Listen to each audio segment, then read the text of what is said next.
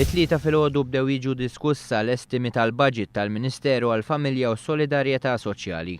Għalqet din id-diskussjoni l-Ministru Mary Louise Colleiro Preca li fil-waqt li rrikonoxxiet it-tajjeb li sar fl-amministrazzjoni preċedenti qalet li kien ikun aktar għaqli li kieku l-Oppożizzjoni ma ħallitx fuq l-iskaffi l-att dwar it-tfal, il-politika dwar it-tfal u l-istrateġija dwar il-pensjonijiet. Semmit ukoll it-telqa f'diversi liġijiet fosthom tal-Awtorità Ċentrali u d-Dipartiment tal-Ħarsien tal-Standards. Tkellmet ukoll fuq it-tliet rapporti li għamel il-Gvern Nazzjonalista li kellhom jindirizzaw il-faqar u l-esklużjoni soċjali u li jiżdad ħallew fuq l-iskaffa. Xi ħaġa li wasslet għal żieda ta' 6,000 persuna li llum jinsabu fir-riskju ta' faqar u esklużjoni soċjali.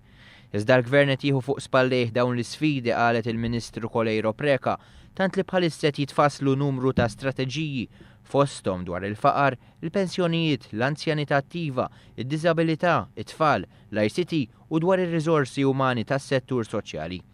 Qalet li politika soċjali integrata l-Gvern inaqqas l-inugwaljanza u l-inġustizzji bilan li kull ċittadin jgħix f'soċjetà ġusta li tixraq lil kulħadd.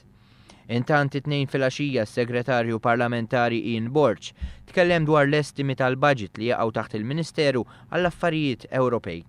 Fost il-fondi li tħabbru fil-budget infassal għas-sena 2014 għal dan is-settur, hemm 2 miljun euro għall-iskema Masterit, 21 miljun marbuta ma' skemi għall-enerġija nadifa, 3.6 miljun euro għall-iżvilupp ta' park tal-avjazzjoni f'Ħal Safi u 11 miljun għall-intrapriżi żgħar u medji permezz tal-iskema Jeremy.